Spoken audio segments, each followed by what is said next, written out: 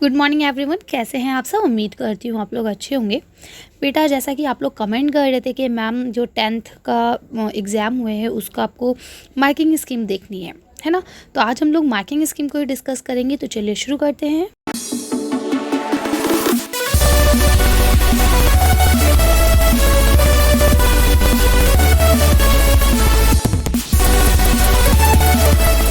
देखिए बेटा, हर बार मैं पेपर डिस्कस करती हूँ और अपने आप से आंसर बताती हूँ, लेकिन ये है कि इस बार बच्चों ने कमेंट किया कि नहीं मैम हमें मार्किंग स्कीम ही देखनी है। तो इसलिए मैं आज आपके लिए मार्किंग स्कीम लेके आई हूँ। यानी क्वेश्चन पेपर अब हम डिस्कस नहीं करेंगे, हम सिर्फ ये बताएंगे कि आप कौन सा आंसर कैसे करके आए हैं और उसके कितने मार्क्स आपको मिलने वाले हैं। राइट, अब आप क्या कीजिए, सबसे पहले आप लोग अपना क्वेश्चन पेपर सामने रख लीजिए। ठीक है, ये हम बात कर रहे हैं मॉर्निंग शिफ्ट का।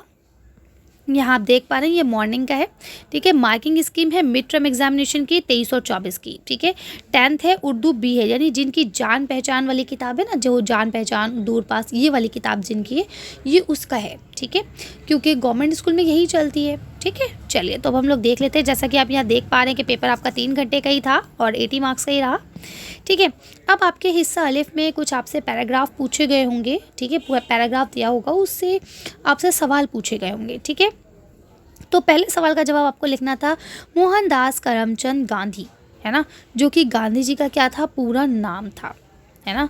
और वो कहाँ पैदा हुए थे, तो पोरबंदर के मुकाम पर पैदा हुए थे। ठीक है, इसके बाद दूसरा आपसे जो भी सवाल रहा उसका आपको आंसर क्या देना है, पतली बाई गांधी जी की वालदा का नाम था। ठीक है, मैं उम्मीद ये करती हूँ कि भाई जो आपके इक़्तिबास के सवालात थे वो आप लोग ने सही दिए होंगे और इसमें आपको 5 मार्क्स पूरे मिल गए होंगे। ठीक है, आगे चलते हैं। दूसरा जो आपका बे में था ये इक़्तिबास था, इसमें आपको क्या थी, ये शेर इक़्तिबास था। ठीक है, तो आपको इसका जवाब देना था। तो यहाँ पे देखिए आपको ये चीज़ें आपके 5 सवालात थे कि काहिली जो है जानलेवा रोग है। ठीक है, यानी काहिल इंसान जो है वो एक तरह से उसकी जो ये बीमारी है ना काहिल होने की, ये दम के साथ होती है ना। ज़िंदगी किससे बेहतर होती है, तो ज़िंदगी काम से बेहतर होती है। और उसके अलावा दूसरा सवाल है कि काम से इंसान का जौहर खुलता है। बिल्कुल ठीक बात है, इंसान जितना काम करेगा उसे उतना ज़्यादा तजुर्बा आएगा, है ना। तो ये आपको जवाब देने थे। आगे लिखा है हुनर दुनिया के नाम में पाया जाता है। ठीक है, यानी जिसके अंदर हुनर है वही दुनिया में पाया जाएगा ना। इसके बाद लिखा है ज़माना काम करने की क्या है, कद्र करता है। यानी जो इंसान काम करने वाला है उसी की ही कद्र होती है, जो बैठ के ठिलवा घूमने वाला है उसकी कोई कदर वदर नहीं होती। ठीक है, इसके बाद देखिए दूसरा आपका फिर इक़्तिबास का ही सवाल था। ठीक है, इसमें भी उम्मीद करती हूँ आप लोग ने जवाब दे दिए होंगे। इसके बाद यहाँ देखिए ये भी आपका इक़्तिबास का सवाल था, लेकिन ये शेरी इक़्तिबास था। तो इसमें पूछा गया होगा कि भाई शायर ने हस्ती को किससे तशबीह दी है, तो आपने जवाब लिखा होगा हुबाब से। अगला देखिए यहाँ लिखा है शायर ने महबूब के लब को गुलाब की पंखुड़ी की तरह नाजुक बताया। अब आपसे पूछा गया होगा कि भाई शायर ने किसको गुलाब की पंखुड़ी की तरह नाजुक बताया। या आपसे ये पूछा गया होगा कि भाई शायर ने गुलाब की जो लब है उसको किसकी पंखुड़ी की तरह नाजुक बताया। जो भी आपका बहरहाल सवाल था। ठीक है, सवाल हम यहाँ डिस्कस नहीं कर रहे हैं, यहाँ हम सिर्फ जवाब बता रहे हैं कि अब आप देखिए कि आपने सही जवाब लिखा है या नहीं, और अपने नंबर मैच कीजिए कि कितने नंबर आपके आने वाले हैं। राइट, अब देखिए अगला सवाल जो भी रहा हो उसमें यहाँ लिखते हैं शायर महबूब का दीदार चाहता है इसलिए वो उसके दर पर बार बार जा रहा है ना। अगला नीमबाज आंखों से क्या मुराद है, तो बेटा ये question as it is sample paper में आए हुए हैं। अगर आप लोग ने सैम्पल पेपर देखा होगा तो ये क्वेश्चन आपके लिए बहुत आसान होने वाला था, है ना। इसके बाद लास्ट सवाल था कि भाई ये गज़ल किसकी है, तो आपने बता दिया होगा कि भाई मीर साहब की है ये गज़ल। आगे आ जाइए। अब दूसरे हिस्से में आपको क्या करना था, मज़मून लिखना था। राइट, 2 मज़मून आपको दिए गए थे। एक मज़मून आपका था मेरे ख़्याल में स्कूल के बाद पहला दिन जो खुलता है ना, छुट्टियों के बाद स्कूल का पहला दिन, एक तो शायद इस पे था और दूसरा गालिबन आपका या तो मजहबी त्यौहार था या कौमी त्यौहार था, मैं भूल रही हूँ, इसी में से कोई एक था।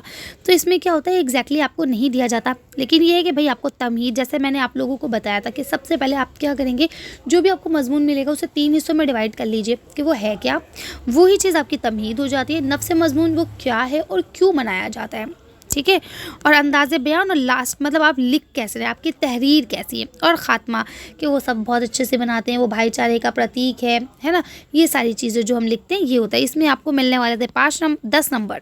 वाह, 10 नंबर का था ये सवाल। ठीक है, उम्मीद करती हूँ आप लोग 10 में से 8 तो ले ही आएंगे कम से कम।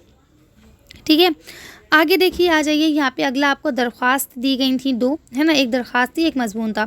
तो जो भी आपने किया होगा उसके हिसाब से आपको इसमें जवाब मिल जाएंगे, नंबर मिल जाएंगे।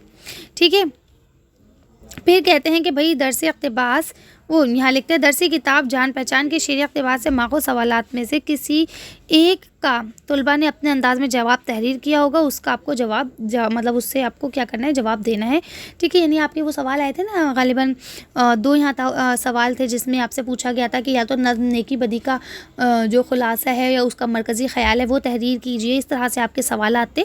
अगर उसके आपने जवाब सही दिए हैं, है ना, जैसे कि भाई उसमें क्या कहना चाह रहे हैं या बेतकल्लुफ़ी का ख़ुलासा बयान कीजिए, इस तरह के सवाल थे। मैंने क्वेश्चन पेपर मेरी नज़र से गुज़रा है ना, अब एग्जैक्टली याद नहीं है। तो वो जवाब आपने जो लिखे हैं जिस हिसाब से, उस हिसाब से आपको उसमें नंबर मिल जाएंगे, क्योंकि पर्टिकुलर जवाब तो कोई भी नहीं दे पाता। ठीक है, लेकिन अगर आपने सही लिखे तो आपको जवाब मिल जाएगा। तो अब देखिए, पहले में जो आपका है उसका जवाब पढ़ ही होगा, दूसरे में इसमें ख़ास रहेगा, तीसरे में रोज़, चौथे में माह, फिर उसके बाद रूह और उसके बाद लहका। ठीक है, इसके बाद यहाँ पे आपका जुमले के अख्तिताम पर लगता है और इसमें जो मुअन्नस थी वो मुसीबत थी। ठीक है, तो मैंने आपसे कहा था रमूज़ और औक़ाफ़ का एक सवाल आपको देखने को मिलेगा, देखिए आ गया है। ठीक है, उम्मीद करती हूँ यहाँ पे तो आपके ये आपके 2 नंबर के थे, ये देखिए 16 नंबर का था, ये पूरा 8 सवाल थे। तो उम्मीद करती हूँ आपने यहाँ पे 16 नंबर तो पूरे ही कैच किए होंगे। अगर किसी के रह गए इट्स ओके, कोई बात नहीं। नेक्स्ट ईयर मतलब आपका फाइनल ईयर जब होगा तब आप अच्छे से कोशिश कीजिएगा। वीडियो सारी अपलोड है, रोज़ एक वीडियो देखिए, है ना, अपने टाइम को अच्छे से मैनेज कीजिए, रेगुलर बेसिस पे एक वीडियो देखिए, पढ़ाई कीजिए, क्वेश्चन आंसर्स को लर्न कीजिए। इंशाल्लाह बहुत जल्दी मैं अब आप लोग की इंग्लिश और हिंदी की वीडियोस भी डालने वाली हूँ। ठीक है, तो आप लोग पढ़ाई कर सकते हैं, कोई मसला नहीं है। इसके बाद आप मुहावरे थे, छठी का दूध याद दिलाना, है ना, तो कहते हैं मार खाकर उसे छठी का दूध याद आ गया। ज़रूरी नहीं एग्जैक्टली आप ये लिखें। मुहावरों का मतलब ये होता है कि वो जो सेंटेंस पूरा ये मुहावरा जो दिया गया ना, अब आप अपना सेंटेंस जब लिखेंगे तो ये मुहावरा आना चाहिए, है ना। जैसे कुछ स्टूडेंट्स ने मुझे बताया कि मैम हम लिख के आएंगे, मैंने उसे इतना मारा कि उसे छठी का दूध याद आ गया, है ना, या टीचर की मार खाने के बाद बच्चों को छठी का दूध याद आ गया, है ना, या इस तरह की पुलिस की मार खाने के बाद चोर को छठी का दूध याद आ गया।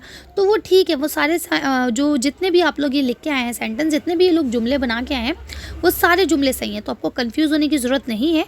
जुमलों का मतलब ये होता है कि भाई जो यहाँ सेंटेंस आपको यानी जो यहाँ मुहावरा दिया गया है वो उस जुमले में आना चाहिए, राइट। इसी तरह से यहाँ पे आपने दांतों के में उंगलियां दबाना या बोलबान लौटना या मान रखना, तो अगर आपको इनके माने पता हैं तो आप यहाँ पे लिख सकते हैं। देखिए यहाँ नोट में दे भी दिया गया है कि भाई ये जुमले बतौर नमूने आपको दिए गए हैं, तुलबा इसमें अपने तई दूसरे जुमले भी बना सकते हैं, है ना। यानी अपने तई मतलब होता है अपने आप से, कि अगर आप स्टूडेंट्स चाहें तो अपने हिसाब से भी इसमें जुमले बना सकते हैं, कोई मसला नहीं है। एग्जैक्टली यही जुमले बनाने के नंबर नहीं मिलते, ठीक है। अब देखिए यहाँ पे आपके कुछ सवाल जवाब थे कि भाई जैसे ठाकरे ने जो किरदार का जिक्र किया है वो किस तरह से किया है ना। तो उन्होंने बताया कि भाई बेतकल्लुफ़ी जो हमारे दोस्त होते हैं वो इस तरह से होते हैं कि किसी वक्त भी आ जाते हैं, कुछ भी मांग लेते हैं, है ना, और मांगा हुआ सामान कभी वापस नहीं करते हैं, अपना समझ के हज़म कर जाते हैं। ठीक, इसके बाद लैंचो ने बारिश की तरफ देखकर क्यों कहा, मतलब क्यों देखा, तो आपको पता है कि भाई बारिश से जो है खेतों की पैदावार अच्छी हो गई थी, है ना, इसलिए वो खुश था। बाद में ओले गिरे, खेत ख़राब हो गए, वो अलग चीज़ है। इसके बाद डॉक्टर भीमराव अम्बेडकर का पूरा नाम पूछा गया था, तो सकपाल मेन है, जो बच्चे भूल जाते हैं। भीमराव अम्बेडकर तो सभी लोग लिखे आते हैं, सकपाल भूल जाते हैं। अगर आपने सकपाल लिखा है तो आपको पूरे नंबर मिलने वाले हैं। लेकिन हाँ, दूसरा बच्चों ने ये भी गड़बड़ करी है कि भाई वो किस ख़ानदान से ताल्लुक़ रखते थे। अच्छा, आपने एक बात देखी, जितने भी क्वेश्चंस हमने इम्पॉर्टेंट में या वन शूट रिवीजन में किए थे, मतलब ऑलमोस्ट सारी चीज़ें रिपीट हुई हैं। अगर आप लोग ने वो सारी चीज़ें देखी होंगी तो कह सकते हैं कि भाई आपका पेपर अच्छा गया है।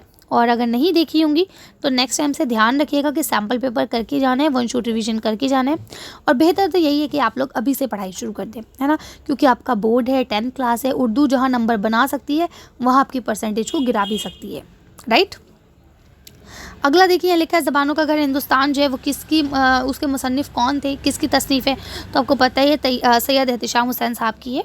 ठीक है, खुदा के नाम जो ख़त है वो कौन सी लैंग्वेज से लिया गया है, तो आपको पता है स्पेनिश है जो इससे लिया गया है ये। ठीक है, आगे आ जाइए। अब देखिए यहाँ पे नेक्स्ट सवाल लिखा है कि भाई चिड़िया जो है कैसे खुदा की तस्बीह ख़्वानी करती है, तो आपको पता है कि वो चहचहा कर करती है।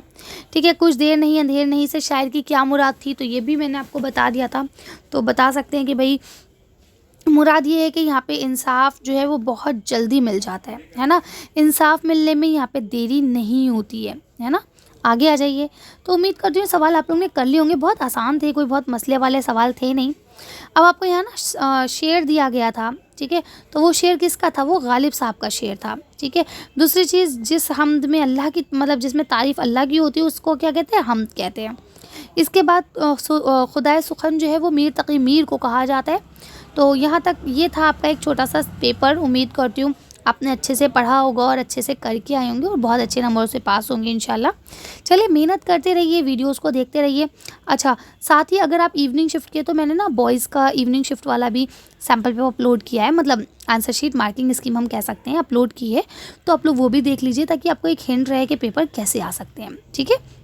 जितना ज़्यादा हो सके sample question paper, one shot revision और आपके जो प्रीवियस ईयर क्वेश्चन होते हैं उनको देख के जाया करिए, क्योंकि अक्सर बेशतर सिर्फ मैं उर्दू की बात नहीं कर रही हूँ, मैं हर लैंग्वेज की बात कर रही हूँ, हर सब्जेक्ट की बात कर रही हूँ, ठीक है। तो क्या होता है, अक्सर बेशतर क्वेश्चन रिपीट होते हैं। अगर क्वेश्चन रिपीट नहीं होते तो उनका हम कहते हैं ना, पीछे एक कॉन्सेप्ट जो होता है वो सेम ही होता है ना। क्वेश्चन वो बदल देते हैं लेकिन आंसर जो होता है वो वही होता है जो पहले वाले सवाल का था, ठीक है। चलिए तो मिलते हैं नेक्स्ट वीडियो में। Thank you for watching.